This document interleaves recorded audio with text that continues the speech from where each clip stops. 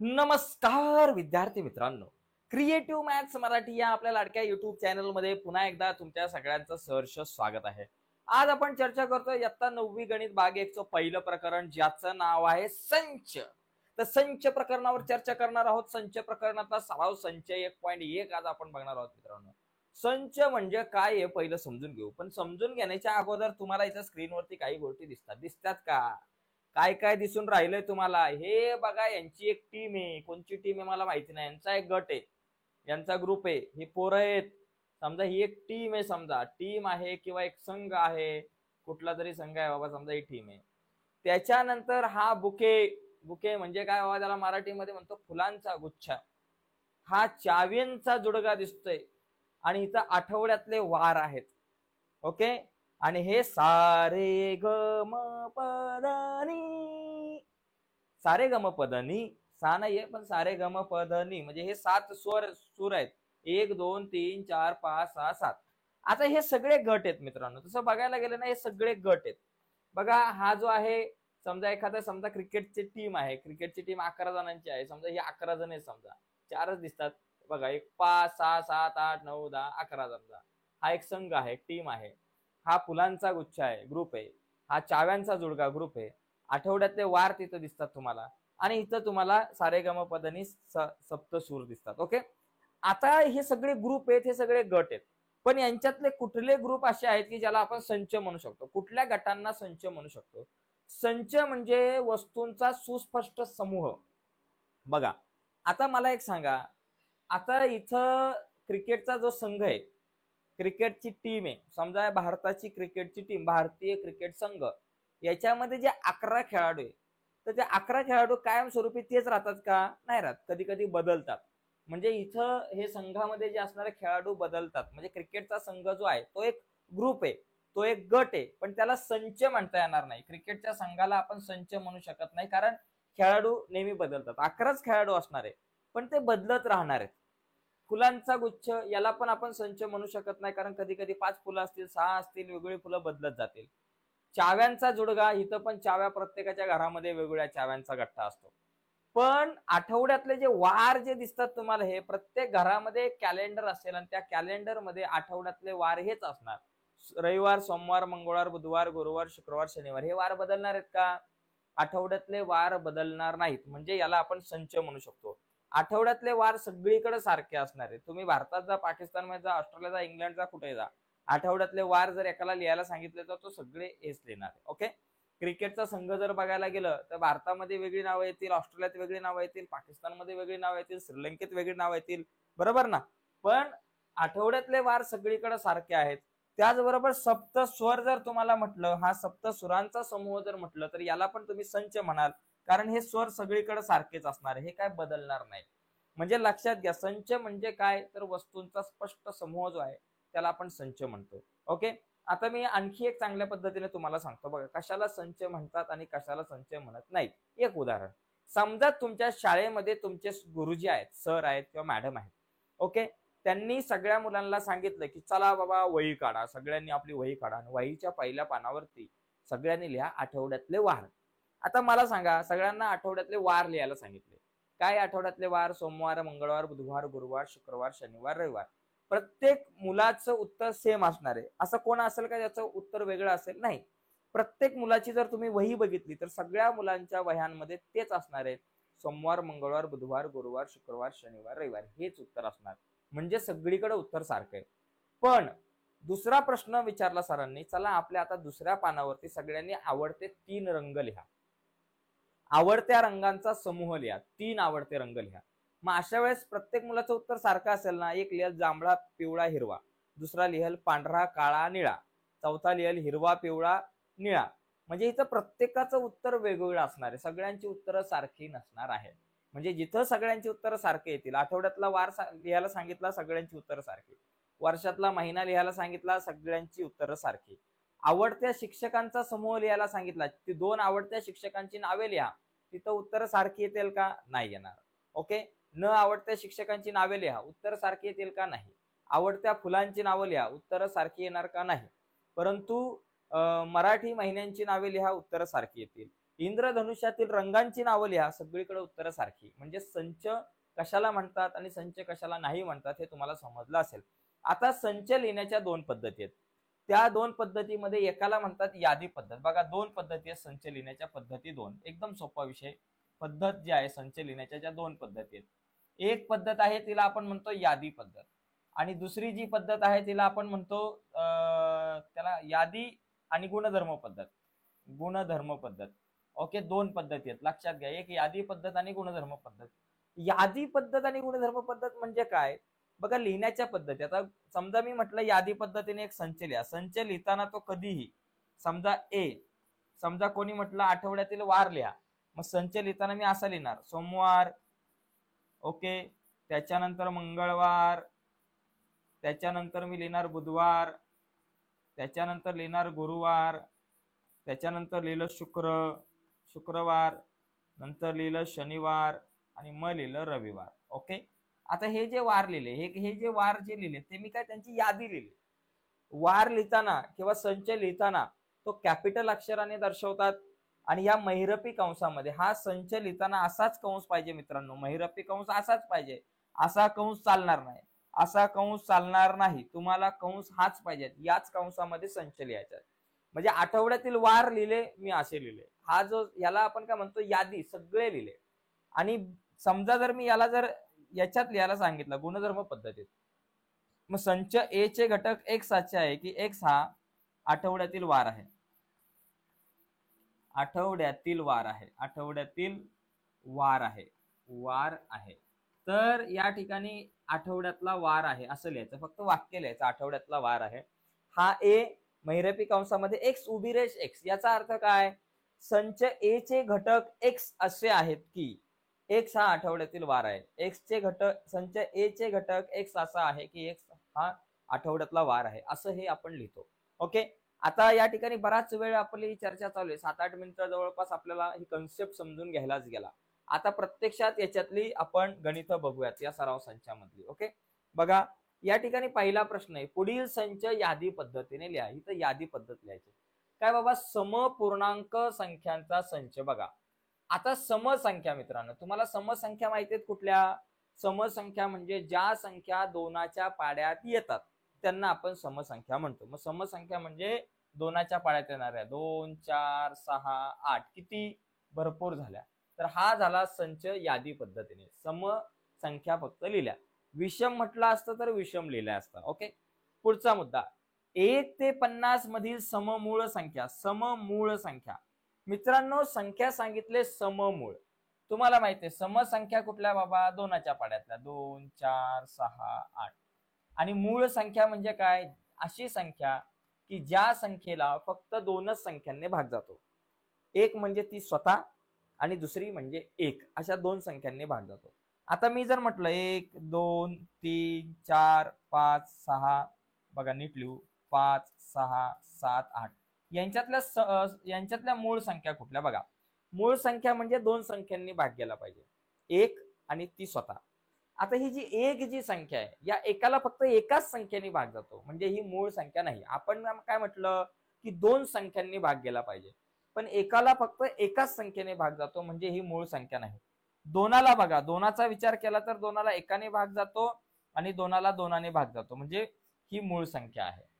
तीनाचा जर विचार केला तर तीनाला एकाने भाग जाईल आणि तीनाने भाग जाईल, म्हणून 3 ही मूळ संख्या आहे. चाराचा विचार केला, चाराला एकाने भाग जातो, दोनाने भाग जातो आणि चाराने पण भाग जातो, म्हणजे 3 संख्यांनी भाग जातो, म्हणजे ही मूळ संख्या नाही. 5 मूळ संख्या आहे, 7 मूळ संख्या आहे, अशा मूळ संख्या भरपूर आहेत. आता प्रश्न असा आहे की सममूळ संख्या, अशी सममूळ संख्या लिहायच्यात 1 ते 50 मधल्या, की अशी संख्या की जी सम पण आहे आणि मूळ पण आहे. बघा, 2 जी आहे ती समसंख्या पण आहे, मूळ पण आहे. संपूर्ण जगात किंवा संपूर्ण संख्यांमध्ये एकच संख्या अशी आहे की जी सम पण आहे आणि मूळ पण आहे, ती म्हणजे 2. दोना व्यतिरिक्त कुठलीच संख्या अशी नाहीये की जी सम पण आहे आणि मूळ पण आहे, अशी कुठलीच संख्या नाहीये. म्हणून इथं फक्त 2च उत्तर येईल तुमचं. लक्षात आलं? 2च उत्तर. 1 ते 50 मधली सममूळच्या संख्या असतील त्या फक्त 2च येणार आहेत, म्हणजे 2च येणार इथं उत्तर, बाकी काय नाही. पुढचा मुद्दा आहे सर्व ऋण पूर्णांकांचा संच. ऋण पूर्णांक म्हणजे ऋण संख्या. ऋण संख्या कुठल्या? -1, -2, -3, -4 सर्व म्हटलंय म्हणजे इथं 3 टिंब द्यायचं, अनंतापर्यंत पुढे जाईल, विषय संपला. संगीतातील 7 मूळ स्वरांचा संच. 7 मूळ स्वर. संगीतातले 7 स्वर कुठले बाबा? आपल्याकडे समजा डी लिहिलं, सा रे ग म प द नि सा. सा रे ग म प ध आणि नी. 7च सांगितले, 7 लिहिले. परत 6 लिहायची, 8वा लिहायची गरज नाही. सा रे ग म प ध नी. 7 झाले. परत 7 रिपीट लिहायचं नाही. 7 मूळ स्वरांचा संच विचारलाय. तर मी बाजूला होतो, याचा स्क्रीनशॉट वगैरे तुम्हाला घ्यायचा असेल तर तुम्ही घेऊ शकता. ठीक आहे. आता आपण पुढे जाऊयात, पुढचे काही मुद्दे बघून घेऊयात बरं का. पुढचे मुद्दे बघण्याच्या अगोदर एक रिक्वेस्ट आहे, बरेचसे विद्यार्थी नवीन आहेत, तर नवीन असाल तर प्लीज चॅनल सबस्क्राईब करून त्या बाजूला असलेलं बेलचं बटन दाबायला विसरू नका. आता या ठिकाणी बघा, जर तुम्हाला हीच व्हिडिओ इंग्लिश मधून बघायची असेल, आपले बरेचसे विद्यार्थी सेमी इंग्लिश मधले आहेत किंवा इंग्लिश मीडियम मधले आहेत, तुम्हाला हीच व्हिडिओ इंग्लिश मधून बघायची असेल तर व्हिडिओच्या खाली डिस्क्रिप्शन मध्ये मी लिंक देतो, त्या लिंकवर क्लिक करून हीच व्हिडिओ तुम्ही इंग्लिश मधून बघू शकताय. पुढचा मुद्दा बघायचा, खाली चिन्हात दिलेली विधाने शब्दात लिहा. आता इथं हा जो याचा अर्थ काय बाबा, चा घटक असणे या चिन्हाचा. मग इथं लिहायचं की बाबा 4/3 हा क्यूचा घटक आहे, क्यूचा घटक आहे, घटक आहे. ओके, असं आपण लिहू शकतो. त्याच्यानंतर इथं -2, -2 हा इथं घटक नाही असं चिन्ह आहे आणि इथं उभी रेषे म्हणजे घटक नाही, हा एन चा घटक नाही, चा घटक नाही. ओके. आता इथं मगाशी आपण या प्रकारचं पण गणित बघितलं की बाबा हा जो संच आहे याला वाचायचं कसं. मग इथे याला शब्दात कसं लिहायचं की बाबा संच पी चे, संच पी चे घटक, संच पी चे घटक. आता इथं आतमध्ये काय पी आहे, स्मॉल पी आहे. कधी कधी क्यू असेल, आर असेल, एस असेल, एक्स असेल, वाय असेल, झेड असेल, जे काही असेल ते लिहायचे. संच पी चे, इथं पी चे, संच पी चे घटक पी असे आहेत, असे आहेत की संच पी चे घटक असे आहेत की पी ही विषम संख्या आहे, पी ही विषम संख्या आहे, पी ही विषम संख्या आहे, असं इथं आपण लिहू शकतो. आता इथं नीट समजून घ्या, याच्यामध्ये पी ही विषम संख्या आहे, याच्यामध्ये हे वाक्य बघा, हे जसंच्या तसंच आहे. फक्त इथून एवढा विषय तुम्हाला लिहायचा आहे. कसं, इथं पी आहे म्हणून संच पी चे घटक, संच पी चे घटक हा स्मॉल पी, पी असे आहेत की पी ही विषम संख्या आहे. जर इथं एक्स असतं तर संच पी चे घटक एक्स असे आहेत की एक्स ही विषम संख्या आहे. तर अशा प्रकारे आपल्याला या शब्दात यांना आपल्याला लिहिता येऊ शकतं. पुढचा मुद्दा बघू, तिसरा प्रश्न, तिसरा चौथा महत्वाचा प्रश्न आहे किंवा बघा तिसरा चौथा पाचवा अजून बरेचसे प्रश्न आहेत. कोणतेही 2 संच यादी पद्धतीने आणि गुणधर्म पद्धतीने लिहा. म्हणजे एक संच पकडायचा, त्याला यादी पद्धतीमध्ये पण लिहायचं, गुणधर्म पद्धतीमध्ये पण लिहायचं. समजा मी म्हटलं ए एक संच लिहितो. चला, आपल्याला संच, यादी आणि गुणधर्म दोन्ही पद्धतीत लिहायचे. चला, ए घेतलं मी, पहिली यादी पद्धत लिहिली, आपल्या आठवड्यातले वार लिहू, सोमवार, ओके, मंगळवार, त्याच्यानंतर बुधवार, गुरुवार, शुक्रवार, शनिवार आणि रविवार, शनिवार आणि रविवार. आता हे काय झालं बाबा, यादी पद्धत. ही पद्धत कुठली, यादी पद्धत. वाटलंच तर इथं लिहा, यादी पद्धत, ही झाली यादी पद्धत. आता गुणधर्म पद्धत बघू आपण. यालाच गुणधर्म पद्धतीने कसं लिहायचं, गुणधर्म पद्धत. गुणधर्म पद्धतीने लिहिताना एकदम सोपा विषय बघा. ए बरोबर संच ए चे घटक ए असे आहे की समजा इथं एक्स असे आहे की एक्स हा आठवड्यातील वार आहे, हा आठवड्यातील वार आहे असं लिहायचं, आठवड्यातील वार आहे. बरोबर, काय टेन्शन नाही. हा काय आठवड्यातील वार आहे, एक्स हा आठवड्यातील वार आहे. इथं ए लिहायचं, एक महिरपी कंस द्यायचा एक्स आणि अशी आडवी रेष देऊन एक्स लिहायचं, स्लॅश देऊन एक्स लिहायचं आणि हा आठवड्यातील वार आहे. इथं जर 7 स्वर असेल तर हा मूळ स्वर आहे, म्हणजे हा मूळ स्वर आहे, हा सप्त स्वर आहे. त्याच्यानंतर किंवा हा बाबा तुमचा इंद्रधनुष्यातील रंग आहे असं सुद्धा येऊ शकतं. अजून एक उदाहरण बघितलं यादी पद्धतीचं, जर आपण बघितलं यादी पद्धतीमध्ये समजा आपण म्हटलं की बाबा बी इथं समजा तुमच्या 7 स्वर आहेत किंवा आपण म्हणतो ना रेनबो किंवा ज्याला आपण रेनबो म्हणजे त्याला इंद्रधनुष्य आपण म्हणतो. मग इंद्रधनुष्यातील रंग लिहू चला. त्यात ते काय जाता नाही पाणी पी म्हणजे जांभळा, जांभळा, तांबडा, हिरवा, पारवा, पारवा म्हणजे पोपटी म्हणा, निळा आणि पिवळा. Okay okay. जाताना जाताना जाता नारंगी राहिला एक तुमचा, नारंगी राहिला. ओके, नारंगी म्हणजे तुमचा भगवा रंग लिहिला तरी चालेल किंवा ओके झालं. आता अशा प्रकारे आपण हे लिहिलं. आता याच्यानंतर बी ही गुणधर्म पद्धत काय बाबा, वाय चे घटक वाय असे आहे की बाबा संच बी चे घटक वाय असे आहे की वाय हा इंद्रधनुष्यातील रंग आहे, हा इंद्रधनुष्यातील रंग आहे, हा इंद्रधनुष्यातील रंग आहे असं आपण या ठिकाणी लिहू शकतो. हा इंद्रधनुष्यातील रंग आहे. तर एकदम सिंपल विषय आहे.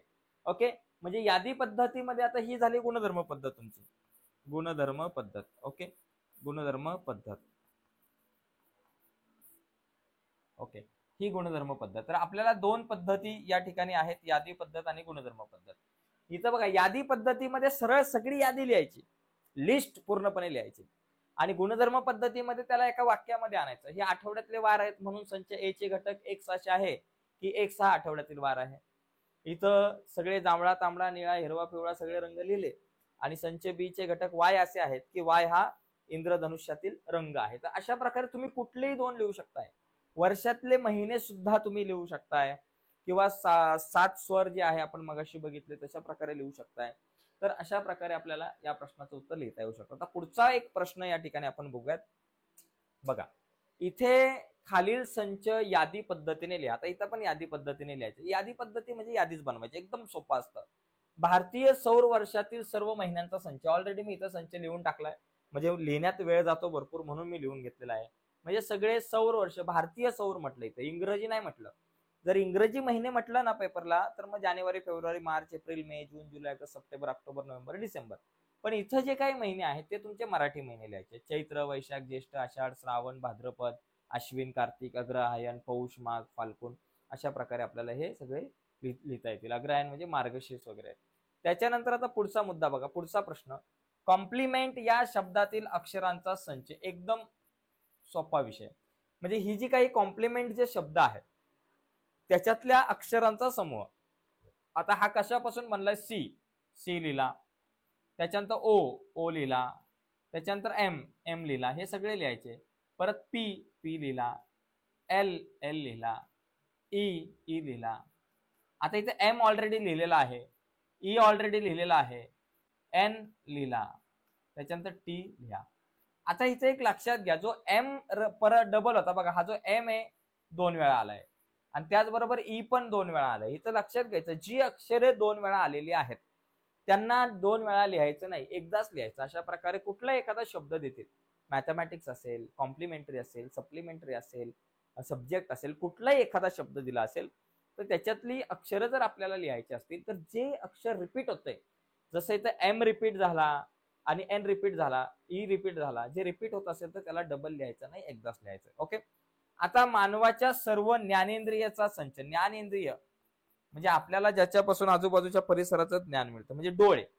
पहिली गोष्ट म्हणजे आपले डोळे, डोळ्यांनी आपल्याला दिसतं बाबा, जाणीव होते की आजूबाजूचा परिसर कसा आहे. नाक, नाक म्हणजे एखाद्या वस्तूपासून म्हणजे एखाद्या गोष्टीचा वास कसा आहे, तुम्ही जे पदार्थ आहे तो आपल्याला या ठिकाणी समजतो.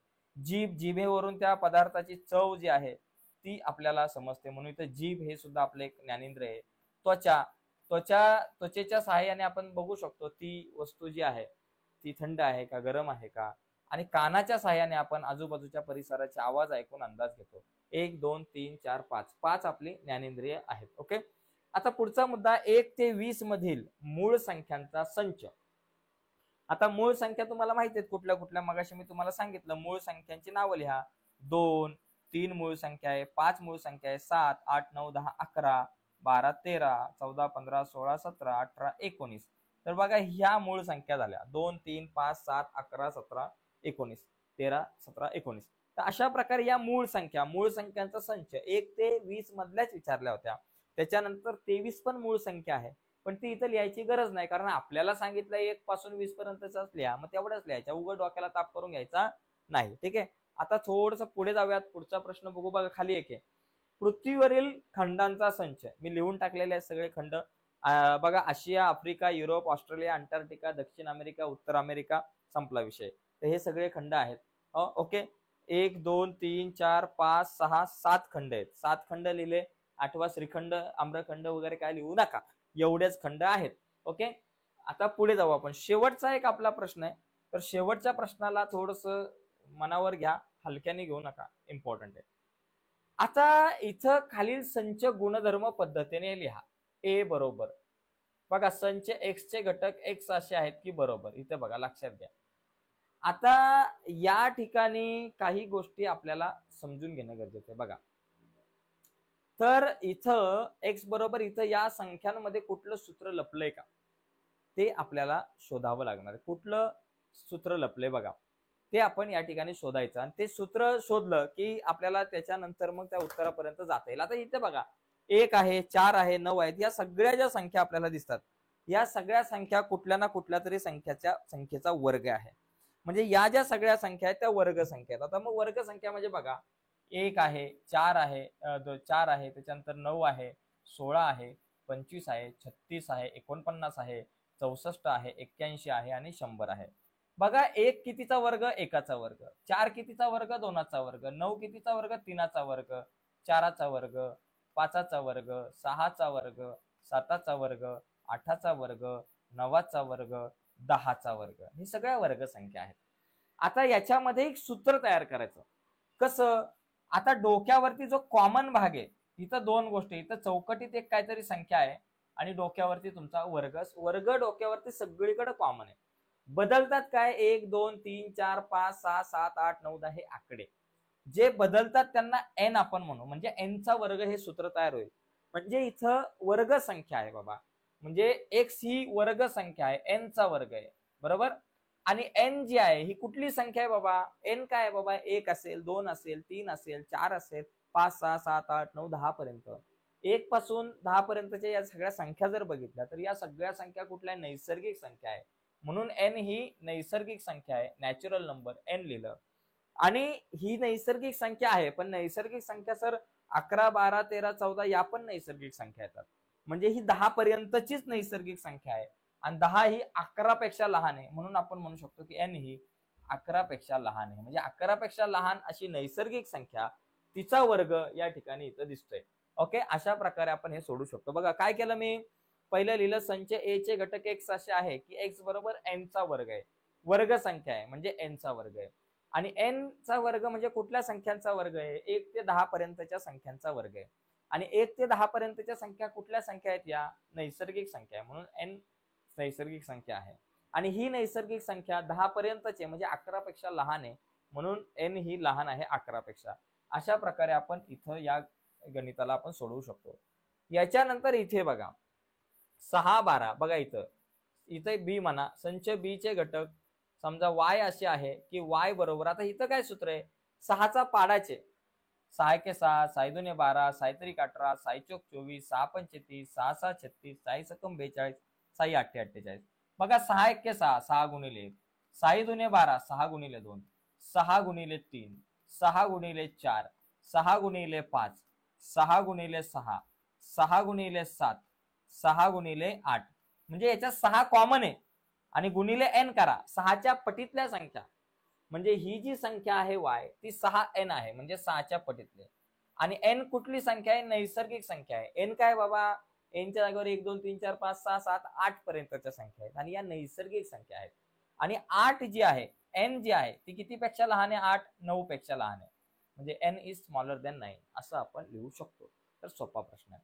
पुढचा बघा सी, SMILE. आता ही यादी दिली.